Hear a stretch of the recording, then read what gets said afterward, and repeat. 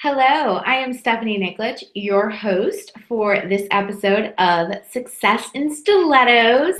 Welcome back, ladies. I have a very special guest for you today. I'm hoping that she can tune in. We've had some issues, some things going on with the links here. But I want to introduce Snowe, and I want to tell you a little bit about the show while we're getting up and running. So our special guest of the day is Snowe Saxman. She is a business and wealth management expert who works particularly with high purpose, high achieving, purpose driven women that struggle that are not making enough money, or they're spending way too much time away from their families. And she helps them create profitable businesses, learning how to work smarter, not harder. So that's amazing. And she's going to be joining us hopefully here in just a second. Actually, she's sending me a message now, so let's see. Let me just tell her I'm here. Okay. I hope you ladies are having an awesome, awesome day. I want to tell you a little bit about me, just in case you're tuning in for the first time. So I am Stephanie Niklich, obviously your host for Success in Stilettos. Many of you probably know me as the Millionista Mentor. What does that mean? I particularly work with women on clearing the mental clutter, kicking fear in the face, and creating rock-solid strategies for success through the implementation specifically of sales funnels. I am a numbers girl, I'm a conversion junkie, and I really love that portion of the business. My goal is to help you create long-term sustainable success by increasing the ability of strategies and systems in your business. So love it. It's super fun. I am also the founder of stephanieniklich.com, Success Society. You might be in my private Facebook group, Female Entrepreneurs Collaborate. If you are not, please make sure to join. It's just one click away. Let's see if Snow's having some issues here. Her computer is freezing, but she should be in just a minute. So I created Success in Stilettos. Sorry, my hair is going crazy today. I created Success in Stilettos because I feel like there was a lot of misinformation in the market. And I really wanted to provide ladies worldwide with an approach that was a noble, a pull back the curtain on what really it takes to create a successful and thriving business. For me particularly, it wasn't that I just knocked it right out of the park. This is my second business that I've owned, and my first business was not hugely successful. And I learned a lot. I made a lot of mistakes. I made a lot of really costly mistakes. But the thing that really changed for me is I invested in myself. I hired a long-term mentor, and I was committed to doing the work. And as a result, I am now sitting here with you today. We have a thriving business. It's growing leaps over bounds, month over month. It's really exciting.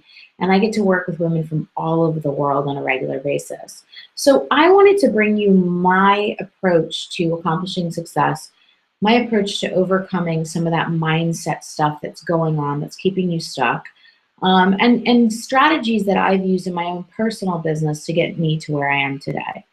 So let me check in one more time with Snowe. Okay, I think she's coming in. So if you ladies want to know, or maybe there's some gentlemen here, if you want to know anything more about me, please do link up with me in Female Entrepreneurs Collaborate. You can also check me out on my public figure page or on my website. Just look for Stephanie Niklich. I love connecting with women all over the world and sharing a little bit about my own personal journey in order to inspire you to really create your dream life and business. So also, any questions that you have, you can ask your questions in the chat box. There is a live integrated chat box. If your questions come after the live event, I will still be taking those questions and answering them for you. So let's give it one more minute. Let's see. I'm going to make sure that I'm also turning off anything that's beeping in the background. Let's see. So I want to quit Skype. I'm going to quit my email. I think I did that successfully. hopefully once Snow's in, we'll turn off the Facebook Messenger. Some of the previous things that we've talked about is my overall feeling about how I feel about launching. It's been a big thing that I've been seeing a lot online lately.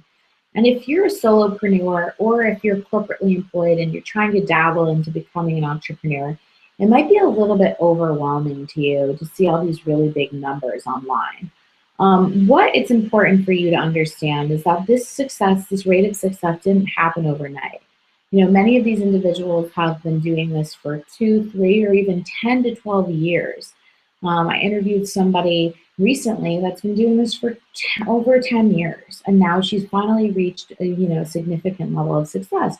So wherever you are in this journey, try not to be persuaded by the noise that's happening online, because it's not that the numbers aren't, you're not capable of making that amount of money. You're absolutely capable of making any amount of money that you want to. But it's important to understand what happened before that money was made, right? Or what happened before these individuals reached that level of success. And I think sometimes that's not really talked about. So I think, let's see, I have her here, but I don't understand what's happening.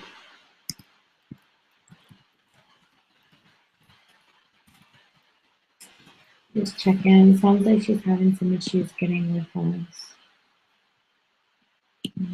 Sorry, ladies.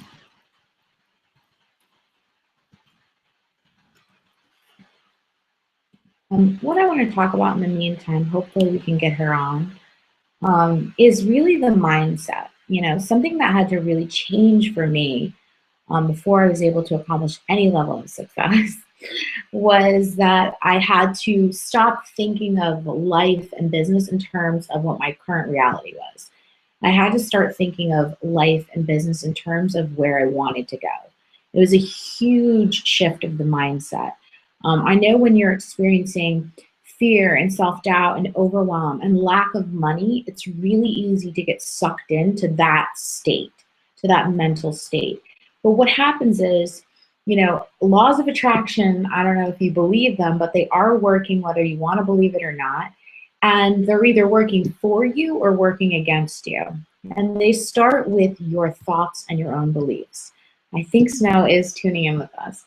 So it's so important to start focusing your thoughts and beliefs. Yay! How are you? Good. How are you? Good. I was just giving them a little bit of intro. I did a little introduction. You probably want to introduce yourself. I was talking about the importance of the mindset, but we can dive in right away.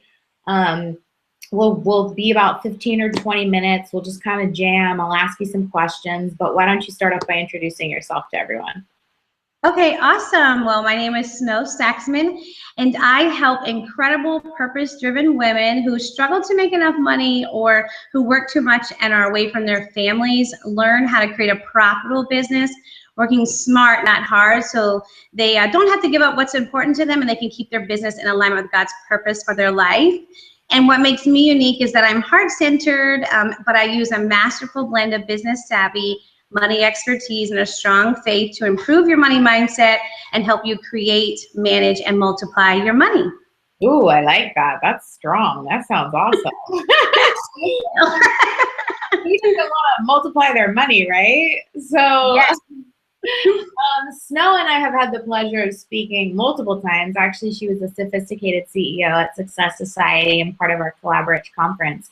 I want to jump in. There's a bunch of questions that I want to ask.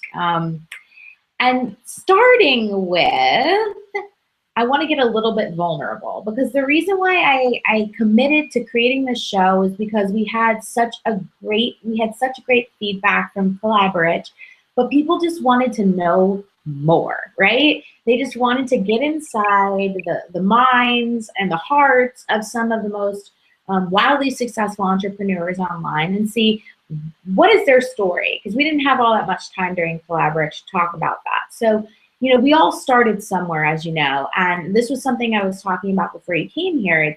There's a lot of success stories being shared online, success in large amounts. And if somebody's still corporately employed and trying to dabble into becoming an entrepreneur, or maybe they're just a solopreneur and they haven't had a ton of success yet, I think it's really important to let everybody that's here with us today talk about how you got started. What were you doing prior to this? Because I think the one piece that might be missing that kind of puts a bad taste in people's mouths sometimes is the actual process. It is very possible to make $100,000 in a month. It's absolutely possible to make that much.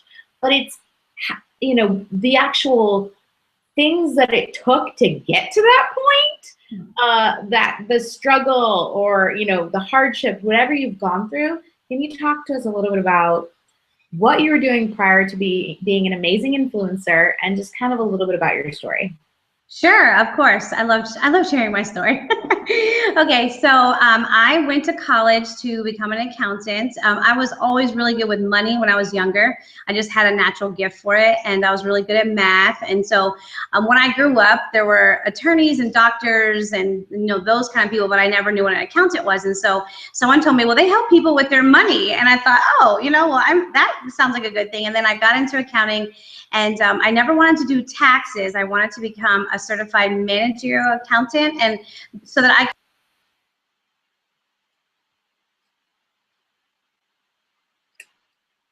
Uh-oh. I think we lost you.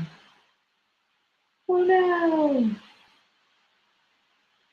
Are you back?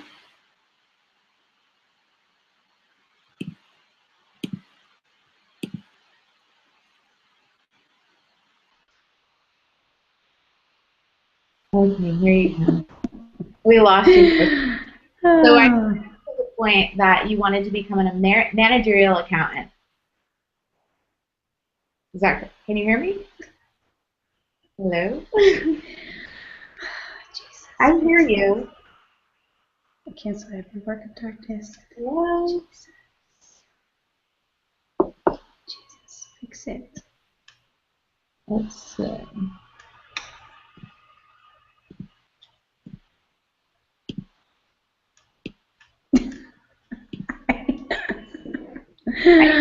Oh.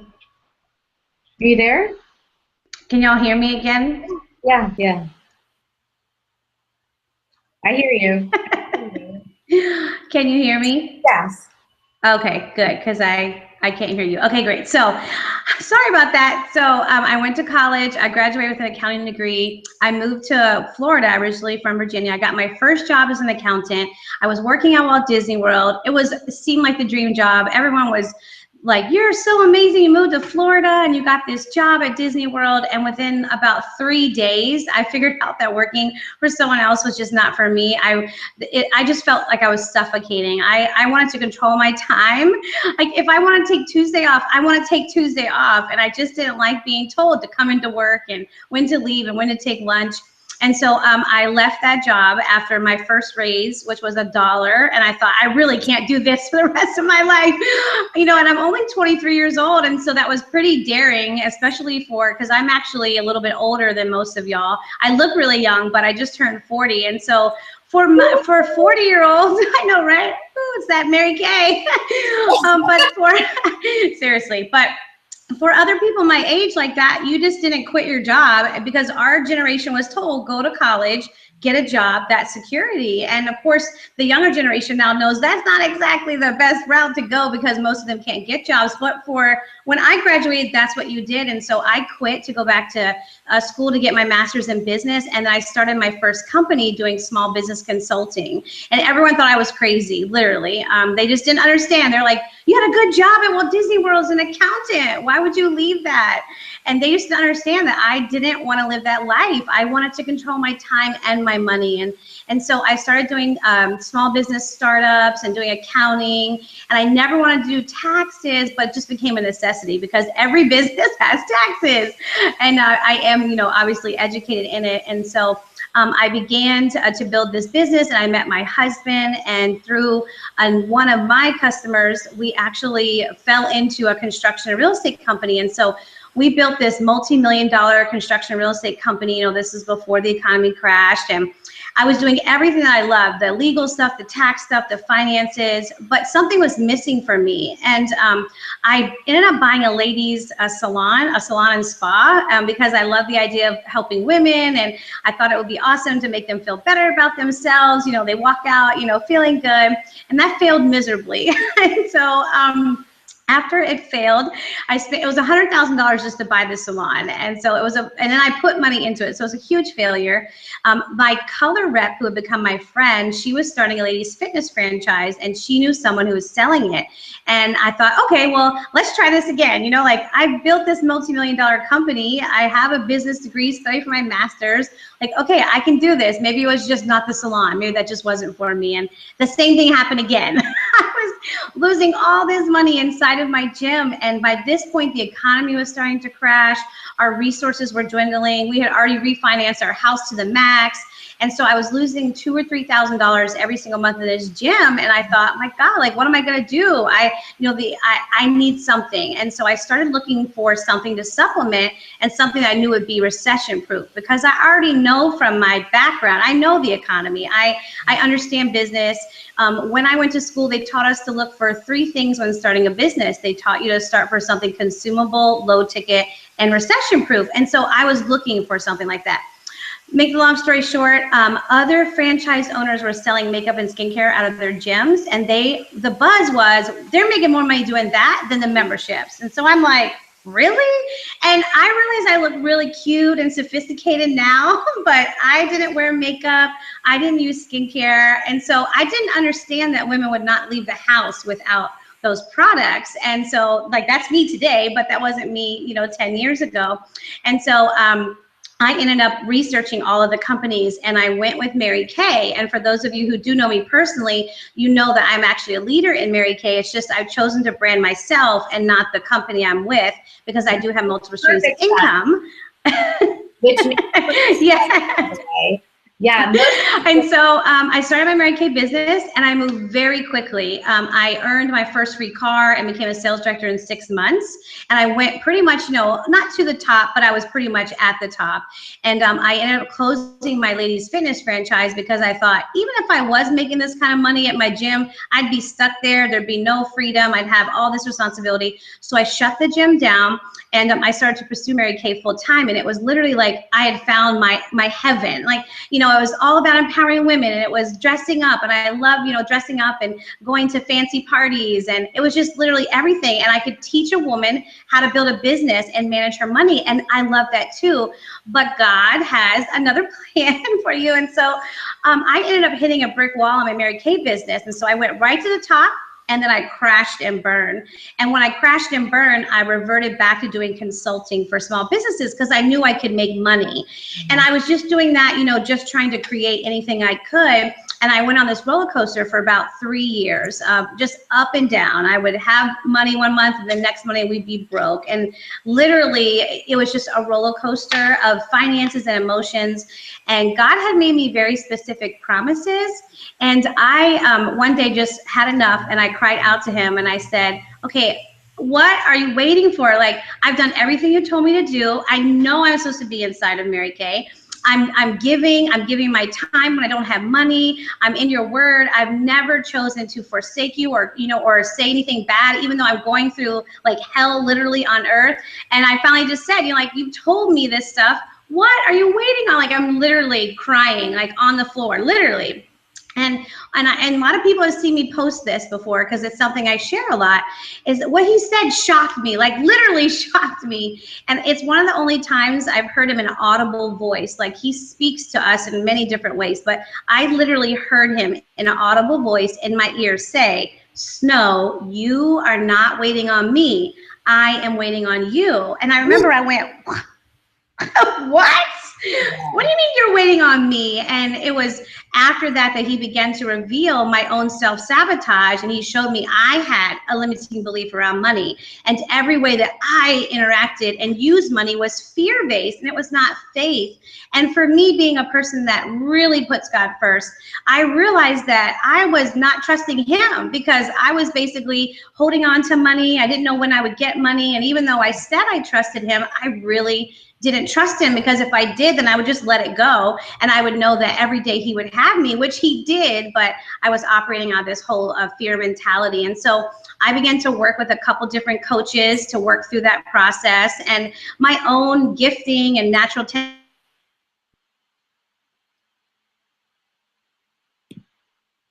Uh-oh.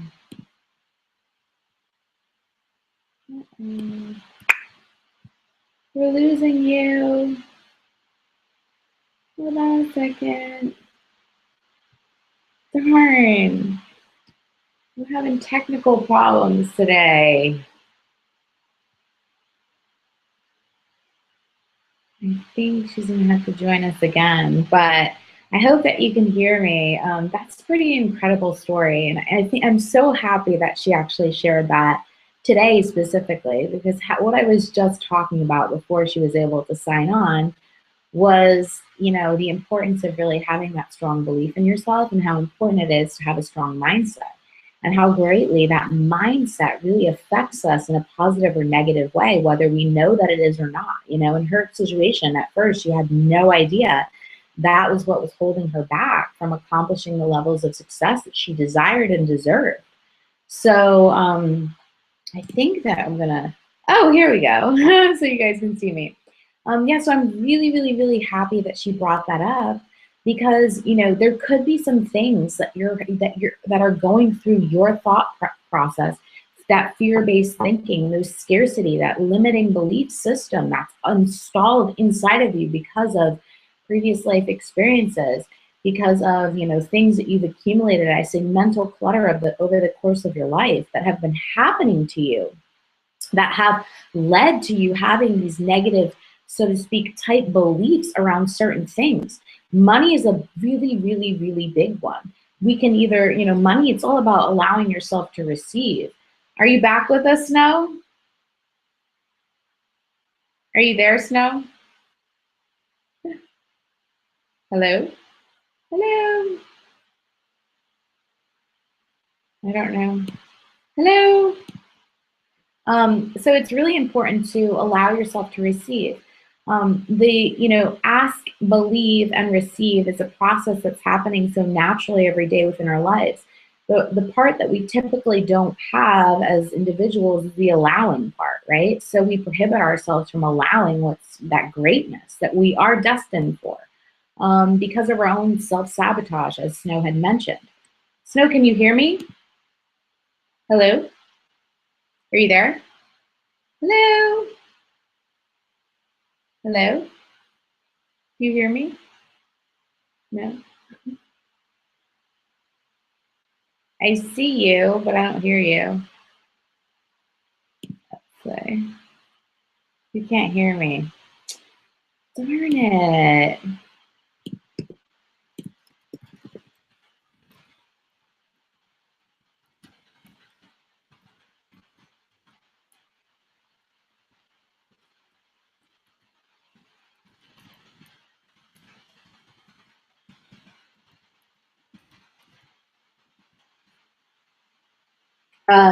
So basically what I was saying was, some of these thoughts lead to this self-sabotaging behavior.